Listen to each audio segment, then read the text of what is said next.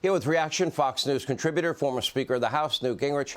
So you raised the question. We've talked about it twice, but I want to look at your question differently at this point.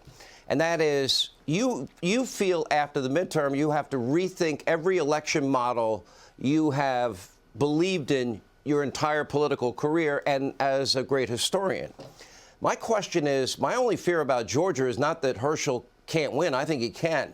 The question is, will Republicans that have been reticent to buy into early voting and mail-in voting, are they going to continue to allow the Democrats to rack up these early voting lead numbers and mathematically almost make it impossible for somebody to come back? If you can't change the system, don't you have to eventually just buy into it and do it better than they're doing? Well, I would say based on the early voting we saw on Saturday, that Republicans were turning out at least as much as Democrats. It was a huge turnout statewide in the counties that had begun voting that early. And I think for a couple reasons. One is that you have the most powerful and most popular politician in the state, Governor Brian Kemp, has thrown his weight into the race on behalf of Herschel. And I think he's mobilizing the thousands and thousands of Georgians who had voted for him and then skipped the Senate race. Second, Georgia this Saturday will be in the Super Bowl, in the SEC's championship game.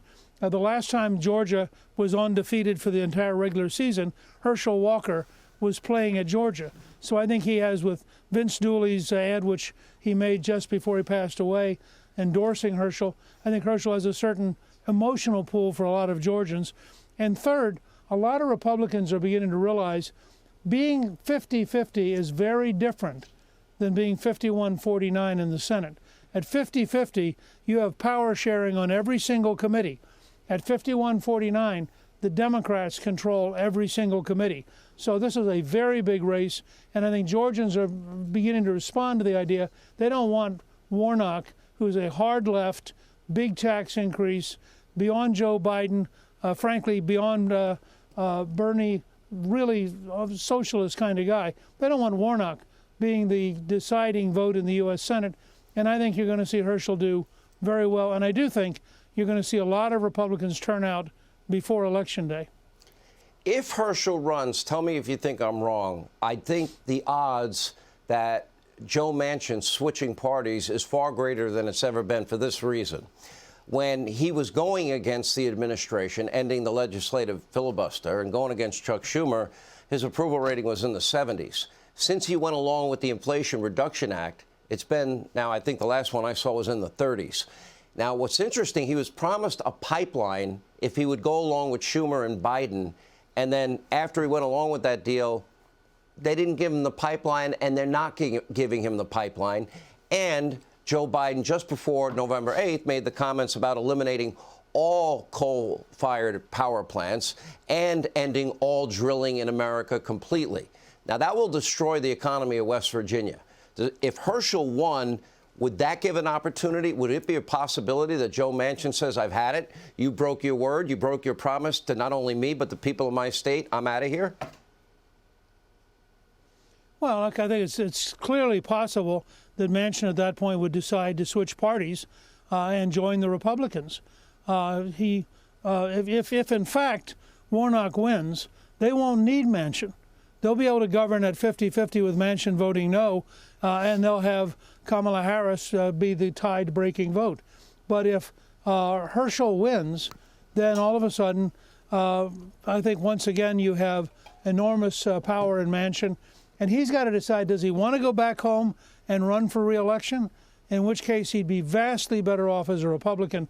I doubt if he can win as a Democrat in West Virginia because it's so alienated by the left-wing radical anti-fossil fuels policy of the Biden administration and the cultural wokeness, which is very, very opposite of the values of the people of West Virginia. Explain to me why Biden is allowing a country that we as the United States don't even recognize as a duly elected president. Why would he make a deal with Maduro for energy when we have more energy than they do and we can produce it cheaper, cleaner, faster here? Why would he be looking for another? Why did he give immunity to MBS, who he called a murderer? Why would he be talking to the Iranians? We don't need their oil or gas or any energy. Why would he be making enemy countries rich when we could be making America rich and also help out our allies in Western Europe?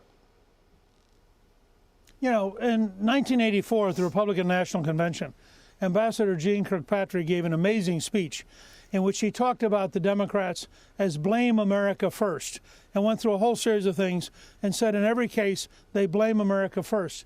Well, the evolution of the Democratic Party towards its new, as I say, they have two wings, weird and insane, and that evolution has led the Democrats to be undermine America first. So when they have a choice of a policy that would strengthen America or undermine America, they automatically pick undermine.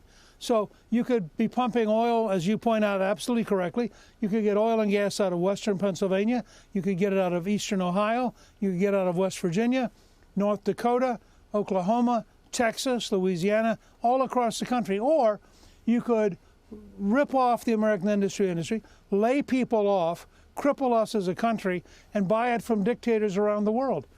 The logical, rational explanation is that Biden and the weird and insane wings of the Democratic Party believe that undermining America is the best thing for the human race, that a weak America, a helpless America, is better for the human race. And so they're prepared, if Trump was for America first, they're for America last. And you're seeing it in all these decisions.